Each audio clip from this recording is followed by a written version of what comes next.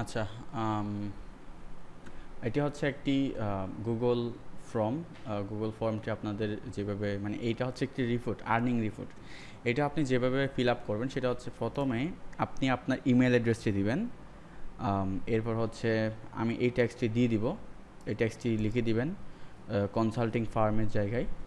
এরপর হচ্ছে lot number আপনি 09 দিবেন। তারপর হচ্ছে বেস আইডি আছে, তো আপনার যে বেস আইডি, যেমন আপনি যদি খাগড়াছড়ির ব্যবসায়ী হয়ে থাকেন তাহলে আপনি খাগড়াছড়ির যে বেস কোড আছে সেটি দিবেন, যদি চট্টগ্রামে হয়ে থাকেন তাহলে চট্টগ্রামের যে বেস কোড আছে সেটি দিবেন। লিকার স্টেটটা হচ্ছে, এটা যদি চট্টগ্রামের বেস হয় তাহলে চট্টগ্রাম মানে এটা সিটিজি হবে, এরপর জিডি, তারপর হচ্ছে 1004। আর খাগড়াছড়ি হলে KHAG জিডি 586, ঠিক আছে, এতটুকু দিবেন। তারপর হচ্ছে কোর্সের নাম, এই জায়গায় আপনি যখন ক্লিক করবেন কোর্সের নাম চলে আসবে, কোর্সের নাম হচ্ছে গ্রাফিক ডিজাইন 2020, এটি দিবেন। তারপর হচ্ছে নেম অফ দি ট্রেনি, মানে আপনার নাম, আপনি হচ্ছে ট্রেনি মানে শিক্ষার্থী, সো এখানে দিবেন আপনার নাম। আক্তার মানে এখানে এমডি আক্তার হোসেন লিখলাম। সো এখানে আপনি যদি ইনকাম করে থাকেন তাহলে অবশ্যই আপনার নাম দিবেন। তারপর হচ্ছে আপনার রেজিস্ট্রেশন আইডি, আপনার যেটি রেজিস্ট্রেশন করার সময় যে আইডিটি আপনার ছিল, যদি না তাই কালেক্ট করে নেবেন, রেজিস্ট্রেশন আইডিটি এখানে দিতে হবে। এরপর হচ্ছে আপনার ডিস্ট্রিক্ট, যদি খাগড়াছড়ি হয়ে থাকে খাগড়াছড়ি, যদি চট্টগ্রাম মানে চিটাগং হয়ে থাকে তাহলে চিটাগং দিতে হবে, ঠিক আছে। এরপর হচ্ছে মার্কেট প্লেস, এখানে যদি ফ্রিল্যান্সার থেকে আপনি কাজ পেয়ে থাকেন তাহলে ফ্রিল্যান্সার দিবেন, যদি ফাইবার থেকে কাজ পেয়ে থাকেন তাহলে ফাইবার দিবেন, যদি আপওয়ার্ক থেকে কাজ পেয়ে থাকেন তাহলে আপওয়ার্ক দিবেন, যদি লোকাল মার্কেট হয়ে থাকে তাহলে লোকাল মার্কেটটা দিয়ে দিবেন। এইটুকু দিলেই হবে। তারপর হচ্ছে লোকাল মার্কেট হলে এখানে দেওয়া যাবে না হয়তোবা, যদি মার্কেট প্লেস থেকে পেয়ে থাকেন তাহলে মার্কেট প্লেসের লিঙ্কগুলো বসাই দিবেন। এরপর হচ্ছে মার্কেট প্লেস ইউআরএল, এটা আপনার লিঙ্ক, এই লিঙ্কটি আপনার প্রোফাইলের নয়, এটা হচ্ছে আপনার মার্কেট প্লেসের, মানে ধরেন হচ্ছে freelancer.com, fiverr.com এরকম, ঠিক আছে।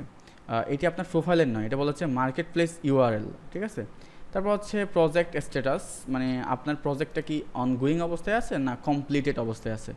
তো এটা অবশ্যই কমপ্লিটেড হবে, কারণ আপনি তো কমপ্লিট করার পরেই এই ফর্মটা পূরণ করবেন, তাই না, তো এটা হবে কমপ্লিটেড। তো এর হচ্ছে প্রজেক্ট, এটা কি মানে আপনি কোন দেশি প্রজেক্ট করতেছেন, ঠিক আছে। সো এখানে আয়ারল্যান্ড ছিল, সেই জন্য আমি আয়ারল্যান্ড দিলাম। যদি ইউনাইটেড স্টেট হয় ইউনাইটেড স্টেট হবে, মানে যে দেশের ক্লায়েন্ট সেই দেশটি এখানে লিখতে হবে। এরপর হচ্ছে আপনার আর্নিং অ্যামাউন্ট, আপনি কত ডলারের কাজ করেছেন সেই অ্যামাউন্ট এখানে বসিয়ে দিবেন, ঠিক আছে। তো এখানে ইউএসডি, এখানে যত বসাবেন সেটা ইউএসডিতে হবে।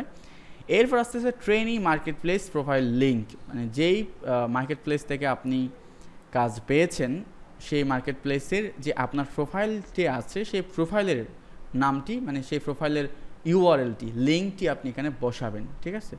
এরপর হচ্ছে দি নেম অফ, মানে নেম অফ দি ট্রেনার, আপনার ট্রেনার কে ছিলেন, যেমন এখানে অবশ্যই মোহাম্মদ আরাফাত হোসেন, আমার নামটি শুদ্ধভাবে লেখার চেষ্টা করবেন, অনেকেই হোসাইন লিখেছে, সো মোহাম্মদ আরাফাত হোসেন। যদি না মনে থাকে তাহলে এখানে কি করবেন, এখানে আপনি এটা লিখে নেবেন, ঠিক আছে। সো এইভাবে এটাকে সাবমিট করতে হবে। তো আমি আরও একবার রিপিট করতেছি, এটা হচ্ছে আর্নিং রিপোর্ট। প্রথমে আপনার ইমেল অ্যাড্রেস, এরপর হচ্ছে কনসাল্টিং ফার্ম, এরপর হচ্ছে লট নাম্বার 09, এখানে ক্লিক করলে লট চলে আসবে, এখান থেকে লট 9।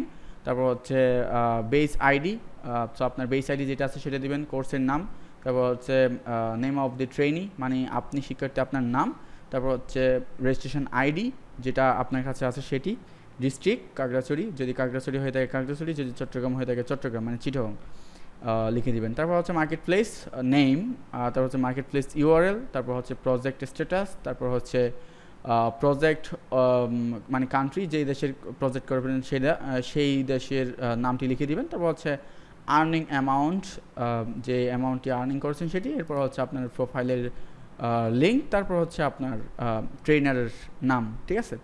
আশা করি এই বিষয় নিয়ে আর কোনো প্রবলেম হবে না। আমি আপনাদেরকে এই গুগল ফর্মের লিঙ্কটি দিয়ে দিব, আপনারা এটা সবাই নিজেদের মতো করে ফিল আপ করে নেবেন, ঠিক আছে। যদি ভুল হওয়ার সম্ভাবনা থাকে তাহলে ভিডিওটি বারবার দেখবেন, দেখার পর আপনারা করবেন, ঠিক আছে। ঠিক আছে, ধন্যবাদ সবাইকে।